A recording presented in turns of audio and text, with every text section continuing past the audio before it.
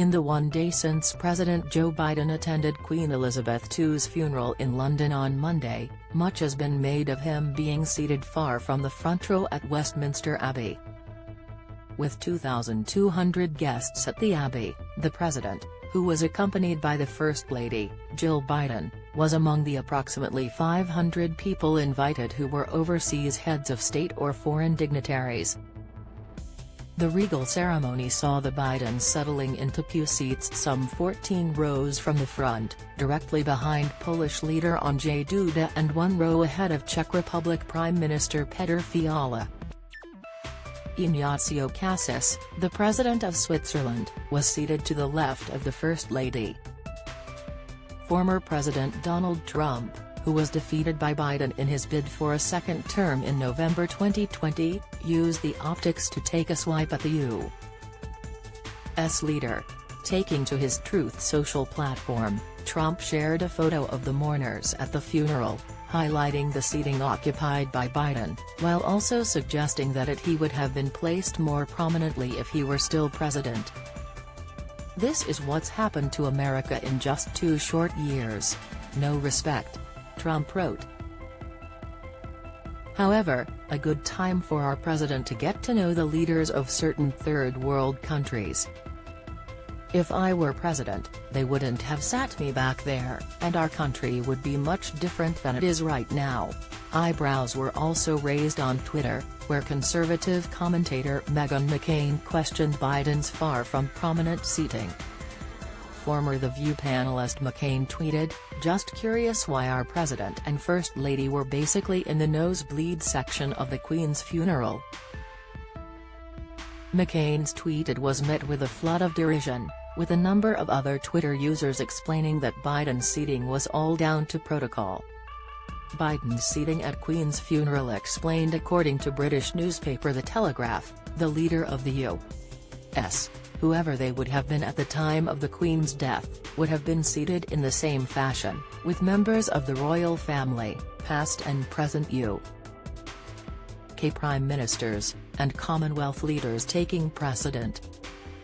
With royal protocol dictating that Commonwealth leaders outrank those from other parts of the world at the Queen's funeral, it meant that Canada's Prime Minister Justin Trudeau was seated 9 rows ahead of Biden. According to the newspaper, Governor-Generals from realms where the British sovereign was retained as head of state were seated first, with elected Commonwealth leaders behind them.